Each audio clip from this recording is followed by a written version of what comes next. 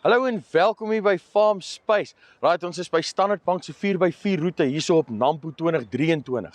Kerels, onthou om die Nampo app te gaan aflaai. Selfs met my atletiese bou het ek nie by al die stalletjies uitgekom nie en ek kon nie al sien wat die uitstallers daar het nie. Daar's 'n virtuele toer hierdie jaar. Gaan in op hom, dan kan jy saam met ons rondstap op Nampo. Al die uitstallers se produkte en goederes is gelys op die app en dan in die virtuele toer kan jy in hulle stalletjies gaan rondkyk en bietjie kyk na die goed wat hulle daar uitgestal het die jaar. By die 4x4 roete kan jy saam met ons kom, jy kan in die kar inklim en dan natuurlik die hele 4x4 roete saam met ons deurtrap. Ons gaan nou vir julle die Peugeot doen, die Landtrek KPI Double Cab. Hy het die 1.9 liter turbo diesel engine in wat 110 kW uitskop op 4000 rpm's. Hy het natuurlik 350 Newtonmeter torque op die 1800, lekker lae revs daar en hy het die 6-spoed auto box. So ja, ons gaan nou in hom inspring. Onthou om die app af te laai, dan kan jy saam met ons inklim, die hele toer saam met ons doen. Ons kan nie wag om julle daar te sien nie, maar ja, kom ons gaan kyk wat maak die Peugeot. Kom ons laat wiel. Hallo en welkom hier by Farmspace. Ons is by Nampo 2023, bietjie by Standard Bank se 4x4 roete. Ons is in die Peugeot bakkie, ene wat nou taamlik nuut op die mark is. 'n Paar ouens kyk om mis, maar ons is hierso saam met Clarence, Mr. T, maar sonder die mohawk soos hy sê. Hy gaan ons bietjie meer vertel oor die bakkie en hy gaan ons deur die 4x4 roete vat. Clarence, how are you? Just one small correction. The car name you got perfectly. Mine is actually Terence. Terence, Clarence, sorry. yeah. Okay. Because you see, Clarence is spelled with a C, not That's where the Mr. T comes from. Sorry, I thought it was all the muscles. Sorry guys, the only muscles I've got are the ones you eat at seafood dinner. But cool guys, great to have you. Thanks for joining me in my office. Yeah. This is my office for the afternoon. Great view. Wouldn't you love to have it? Yeah, I'm jealous. You can have it. I'm jealous. You can have it. There's a small bit of paperwork we just need to do. A little bit of money. Tell me where to sign. We can do it at the little Stellantis stand behind us. But let me tell you, it's the 1.9 liter turbo diesel Peugeot engine. It's called a Peugeot Landtrek. Okay. And I love it. I really love it. And it's got some lovely features in it. It makes it very lovely. But this is the 4x4 version. You've got the 4x2 as well. Okay. But this is the 4x4. You saw at the back, when you're loading the load bin at night, you're always battling because it's always dark and you're using your cell phone and the cell phone dies. This one has got a little button here that I can show you here. Once I press that button, there's a blue light comes on here. Okay, yeah. And the little two spotlights come on in the rollover bar at the back. Oh, okay, great. So it lights up the back. And let's say you want to use your compressor and you have to plug it. Where would you plug the compressor in? In my bakkie. Cigarette lighter? Yeah, probably cigarette lighter. It's a 12 volt connection in the load bin at the back. Oh, wow. Okay, yeah, that helps a lot. Nice feature. Okay. This one hasn't got the door bar fitted, but it can be fitted, of course. And the nice feature about this is that it's also got the anti-trailer sway system, that it actually will correct a sway of the trailer if you're traveling recklessly. How does it? It uses the traction control system to overcome any loss of traction. For example, the car measures a lot of data, hundreds of times a second, to make sure that everything is as it should be. So it takes in, for example, the steering wheel input. If I turn the steering wheel, let's say 15 degrees, and I'm going down a very slippery mountain pass, and I'm turning, let's say 15 degrees to the left, because the curve is 15 degrees. Okay. But if the car starts sliding towards the ditch on the right, and I'm turning left, it'll interpret that this car is now turning less than it should be, and it'll actually then apply certain systems. It will not allow the outside wheels to brake, but it'll brake the inside rear wheel to pull the car. Okay, forcing it back onto track. Very intelligent, yeah. Jeez, yeah, that is crazy. So we're going to be driving around an off-road track here now that's got a number of obstacles that replicate what you would come across in off-road driving. Okay, so we've got a thing called a cross axle. Do you know what a cross axle is? I have no idea what Basically, when you drive over uneven ground and one or more wheel ends up in the air. Okay. What the traction control will do then, it'll say it's going to stop the wheel that's in the air that's spinning, because power is like water. It always finds the path of least resistance. So it'll keep turning the wheel that is the easiest to turn. Yes. And I don't want that. I want it to turn the one that's got the most grip on the ground. So the traction control will do that. If I then apply the accelerator, it squeezes it on a little bit more. If you squeeze the accelerator a little bit more, what happens then is the car then says, The wheels that are turning in the air, please squeeze the brakes on them and put the power to the other wheels, and the car glides over the obstacle as if it's a piece of flat road. 100%. So this car has got that, which I love. Okay, and the Peugeot being relatively new in the South African market, I'm not sure if it was launched earlier overseas or so. What have you guys found its popularity in the market? How is it doing in South Africa? Look, I'm not able to give you facts and figures of the popularity vis-a-vis the more established brands, but definitely, as you say, it is a new brand. But what I can say is, you always look at the trend of a vehicle. What is the trend? If you look at in the times past, one of the vehicles that basically Africa was built on was the Peugeot 404. Okay, Peugeot, yes, yeah. So I mean, I'm saying to myself that this is now obviously carrying on the heritage of one of the backbones of Africa. Yeah. So we'll in time to come we will see how it does. Yeah. How about that? Yeah, it'll be interesting to see. I think from a quick point of view, just getting into it, the trim and everything looks very nice, very comfortable, and as you said, a lot of extra features that comes with it. Are there different sort of models in the range, sort of base model and then it goes up? Or? Yes, for example, you've got the Africa edition, which is the one on display in the stand behind us. And this is the basic one. It hasn't got the wheel trim, for example. The other white one that's behind me as well has also got the wheel trim. It's got the tonneau cover at the back, and it's got the tow bar affixed to it. So there are different spec levels. You can also get the 4x2. Yes, you mentioned. You can get the 4x2, and you can also then get the single cab. Okay, great. But all with the 1.9 litre diesel engine. It's got 110 kilowatts of power, 350 newton meters of torque, and the 4x4 is slightly more raised than the 4x2. Let's give you a little bit more clearance, so 235 mil of clearance underneath, and the approach angle and the departure angle, obviously that's also increased. Sure. What I've got here as well that I use quite a lot on this track here is this little button here, which is the cameras. It's got 360-degree camera. Oh, cool! So you can. So if you see, I'm turning my my steering wheel, and you can see from these orange lines in the front of the vehicle where the front wheels will travel if I keep it at this angle. Yes. It'll also show you where the back wheels are likely to turn.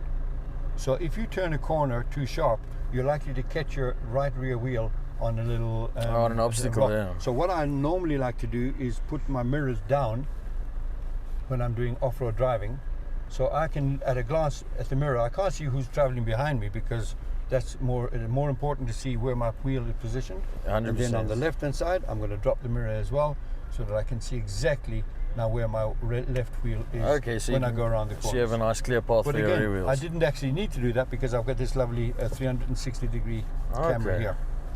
Yeah, and that helps you so you know where your dogs are, so you don't have to reverse over them. Exactly. Yeah.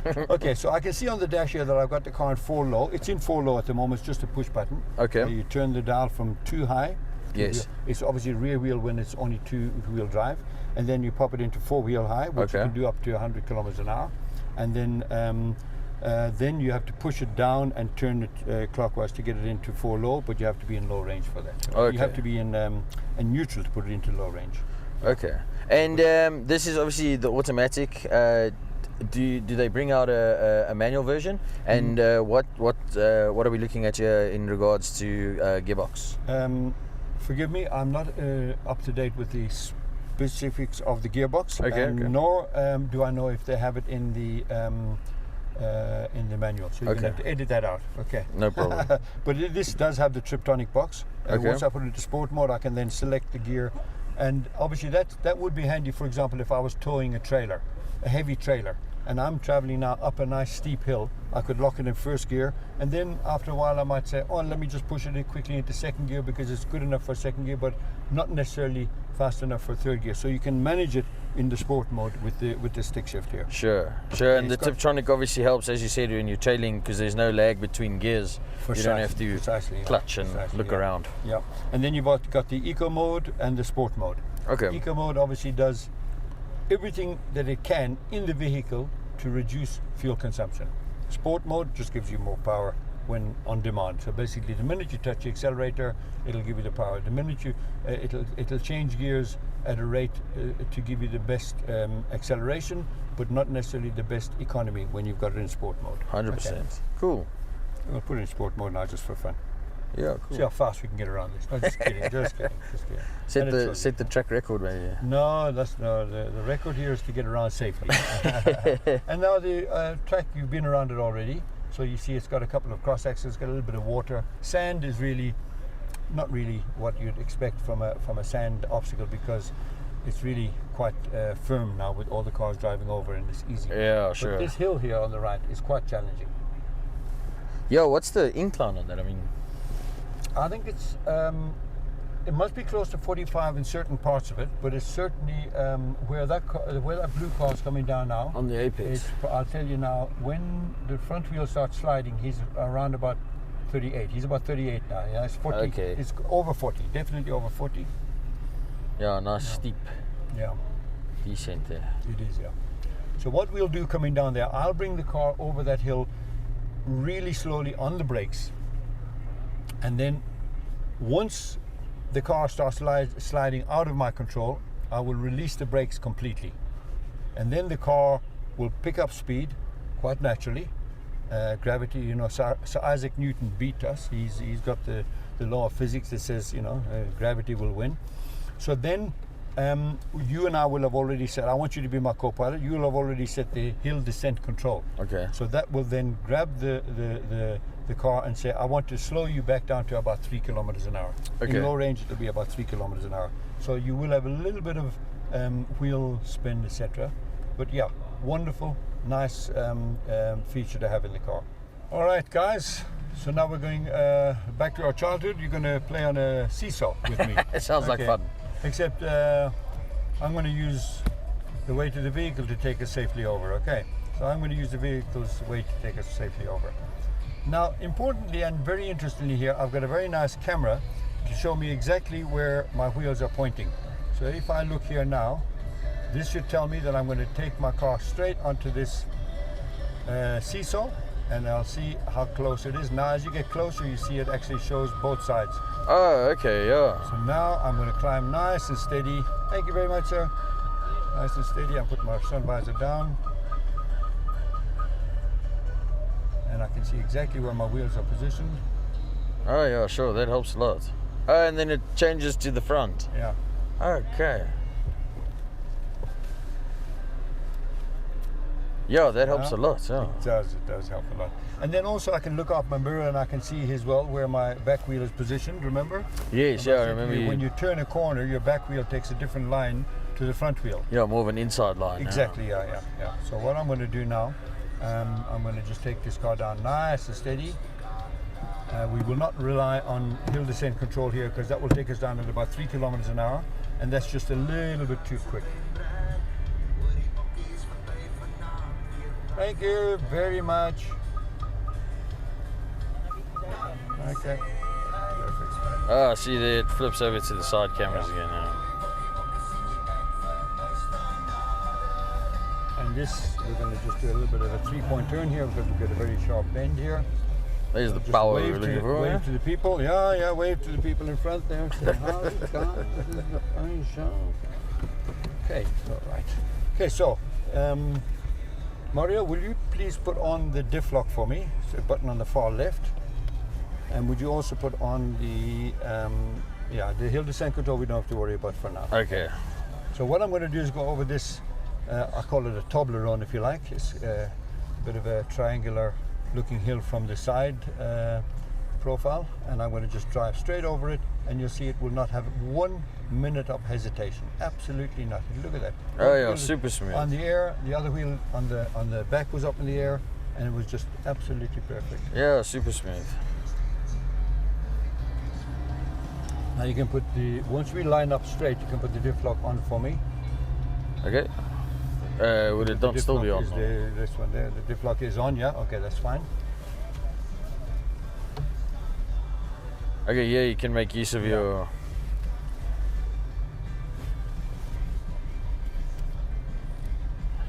Now I can see, nice and straight, he's telling me that's good. And we've got the side steps on this car, but you can see it's absolutely not having any issue whatsoever. It's got good clearance.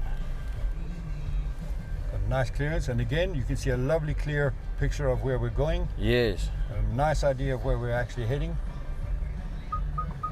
Yeah, this is a really great feature if you're looking to do some serious 4x4. Exactly, and if you haven't got a spotter outside helping you. Yeah. I can see now my wheel there is a little bit now just off the edge of that ramp, and I'm A for away.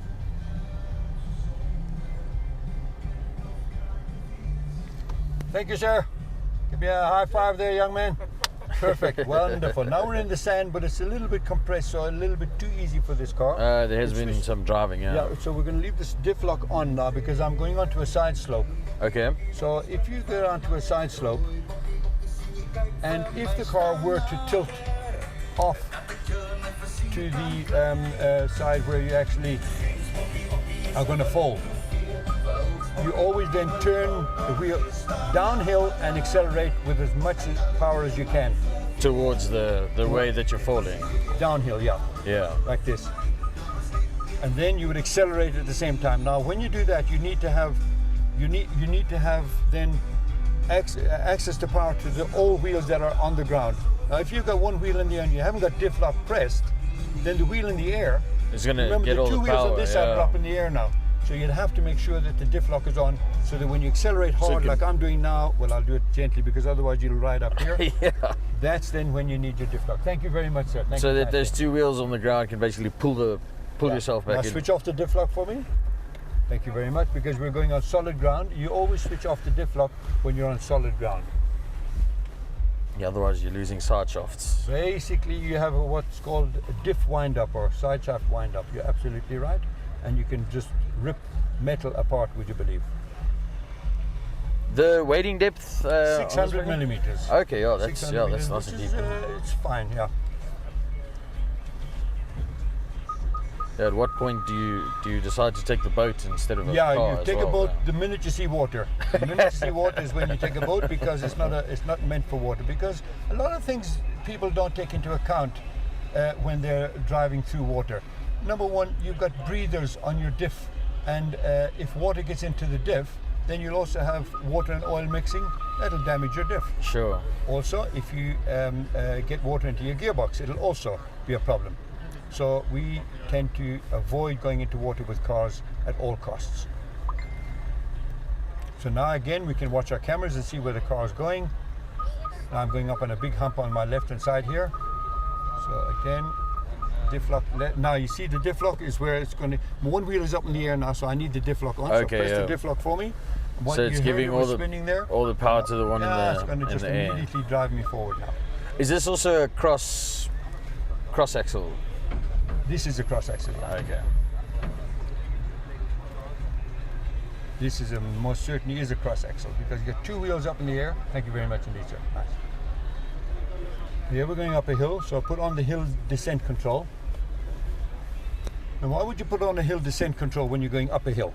So that you don't descend backwards too quickly. Well, if you do fail the hill and you have to come back down again, then that is when hill descent control works in reverse just as well as it does in forward gear. Okay.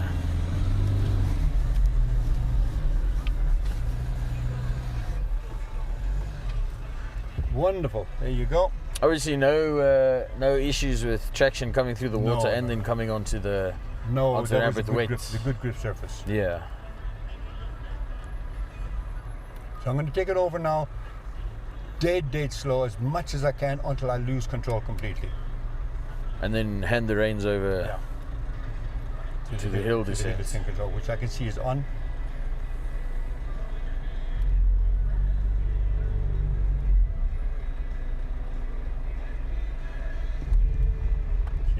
Stop it completely.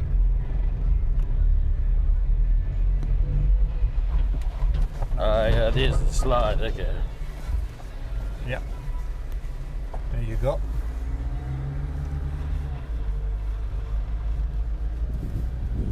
Wonderfully done. Yeah, great. Thank you so much for getting us home safe. Nice, guys.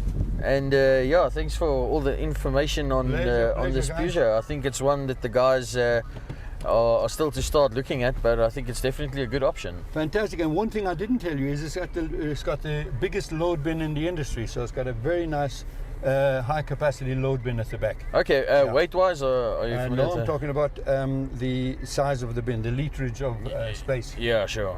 Yeah, so that's another nice feature of it. Okay, great. Thank you so much. Pleasure, Mr. T. guys, 100%. We really appreciate your time. Pleasure, And guys. yeah, thanks for getting us home safe. Pleasure. See you guys again. Cool. Okay. Ons gaan en nou weet julle dit, nou is ons veilig, die Peugeot bakkie saam met Mr. T. Ons het die standaard bank se 4x4 roete hierso nou suksesvol aan hom gedoen. Ja, die Peugeot overall, ek dink is regtig 'n lekker bakkie. Ook een wat die ouens geneig is om mis te kyk omdat hy nuut in die mark is. Maar doen jouself 'n guns, boek vir jou test drive, gaan doen bietjie 4x4 bakkie. Jy het al hierdie skerms en goeders gesien, baie tech hierso binne, regtig 'n lekker ene en ons het dit baie geniet. Maar dankie dat julle ingeloer het. Tot later toe, groete en totsiens.